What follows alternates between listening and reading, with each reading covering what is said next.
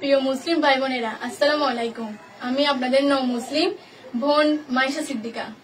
আমি পূর্বে হিন্দু ছিলাম। আমার পূর্বের নাম ছিল পূজা চক্রবর্তী, আর আমার বাবার নাম রাজীব চক্রবর্তী, আর আমার মায়ের নাম সখী চক্রবর্তী। চট্টগ্রাম আনোয়ারা থানায়, গ্রাম ভারকাই, ব্রাহ্মণপাড়ায় আমার জন্মস্থান। আপনারা শুনে খুশি হবেন যে আমি এই বছরের 2025 সালের 5 জানুয়ারি আমি ইসলাম ধর্মের প্রতি আকৃষ্ট হয়ে আমি স্বইচ্ছায় সৎ জ্ঞানে আমি ইসলাম ধর্ম গ্রহণ করেছি। আর আমি আমার ধর্ম পরিবর্তনের হলফনামা দেখেন, ধর্ম পরিবর্তনের হলফনামা। এবং ঠিক ওই একই দিনে জনাব SM মিফতাহুল ইসলাম সম্রাটের সাথে ইসলাম ধর্ম অনুসারে আমি বিবাহ বন্ধনে আবদ্ধ হই। আর এই বিবাহযত হলফনামা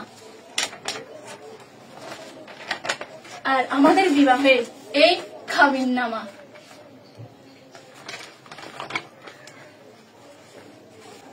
আমি একজন সাবালিকা মহিলা হই আর নিজের স্বইচ্ছায় ইসলাম ধর্ম গ্রহণ করেছি। আর ওই দিন আমি আমার স্বামীর সাথে বিবাহ বন্ধনে আবদ্ধ হয়েছি।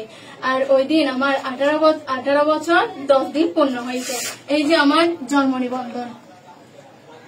আমি যে স্বইচ্ছায় সৎ জ্ঞানে ইসলাম ধর্ম গ্রহণ করেছি আর ইসলাম ধর্ম অনুসারে আমি আমার স্বামীর সাথে বিবাহ বন্ধনে আবদ্ধ হয়েছি। এই ব্যাপারে আমাকে কেউ জোর জবরদস্তিও করে নাই, কেউ আমাকে অপহরণও করে নাই। আমি আবারও বলতেছি, এই ব্যাপারে আমাকে কেউ জোর জবরদস্তিও করে নাই, অপহরণও করে নাই। আমি এটা নিজের স্বইচ্ছায় সৎ জ্ঞানে করেছি। আর এই ব্যাপারে আমি একটা ঘোষণা করেছি কোর্টে এফিডেভিট। এই আমার কোর্ট এফিডেভিটে হলফনামা দেখেন।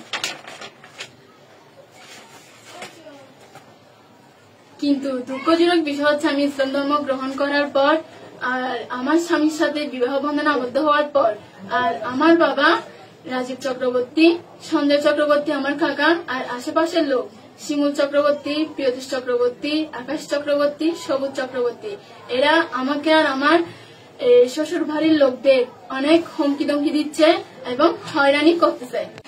আর এমনকি আনোয়ারা থানার SI জ্যোতিষ চন্দ্র দেব স্যার সহ আমার বাবাদের সাথে জড়িত হয়ে আমাকে আর আমার শ্বশুর বাড়ির লোকদের হয়রানি করতেছে এবং আমার শ্বশুর বাড়ির লোকদের মিথ্যা অপহরণ মামলায় ফাঁসিয়ে দেওয়ার হুমকি দিয়ে আসছে। আর এমনকি বড় জটিল মামলায় ফাঁসিয়ে দেওয়ার হুমকি দিয়ে আসছে।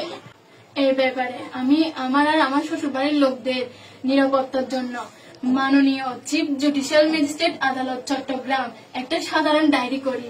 আর এই সাধারণ ডায়েরি একটা কপি আমি আনোয়ারা থানার জ্যোতিষচন্দ্র দেব স্যারের কাছে পাঠাই। উনি এই কাগজের কোনো পাত্তাই দেননি, বরং আরো আমার শ্বশুর বাড়ির লোকের উপর হুমকি ধমকি হয়রানি আরো বাড়িয়ে দিয়েছে এবং আরো ওই বিভিন্ন ধরনের মামলায় ফাঁসি দেওয়ার হুমকি দিয়ে আসছে।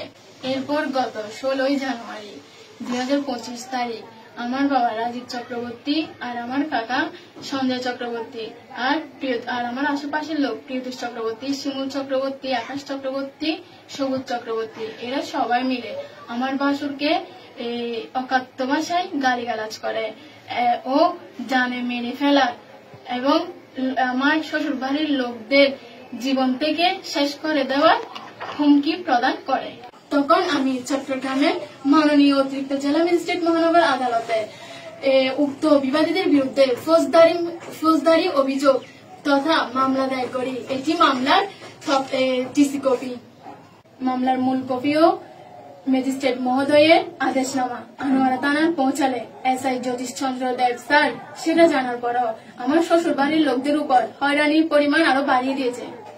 এমনকি SI জ্যোতিষ চন্দ্র দেব স্যার আমার প্রতিপক্ষ গণকে সঙ্গে নিয়ে আমার শ্বশুর বাড়িতে আমার শ্বশুরকে মারধর করে আর আমার শাশুড়িকে হেনস্থা করে আর আমার বাসুরের গর্ভবতী স্ত্রীকে যথেষ্ট পরিমাণ টর্চার করে এবং পুনরায় মিথ্যা অপহরণ মামলায় ফাঁসিয়ে দেওয়ার হুমকি দেয় এবং বিভিন্ন জটিল মিথ্যা মামলায় ফাঁসিয়ে দিয়ে পুরো পরিবারকে তছনছ করে দেওয়ার হুমকি দেয়।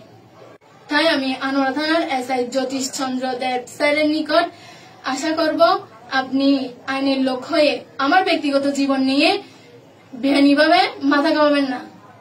আমি একজন প্রাপ্তবয়স্ক সাবালিকা মহিলা হই বিদায় আমার জীবনের আইনত ন্যায়ত ভালো মন্দ চিন্তা নেওয়ার পূর্ণ ক্ষমতা রাখি, এটা আমার আইনগত অধিকার। তাই আমি আনোয়ারা থানার SI জ্যোতিষ চন্দ্র দেব স্যারকে উদ্দেশ্য করে বলছি, আমার বিষয় নিয়ে আমার স্বামীকে আর আমার শ্বশুর বাড়ির লোককে হয়রানি করা বন্ধ করুন, না হয় আমি আপনার বিরুদ্ধে আইনগত ব্যবস্থা নিব।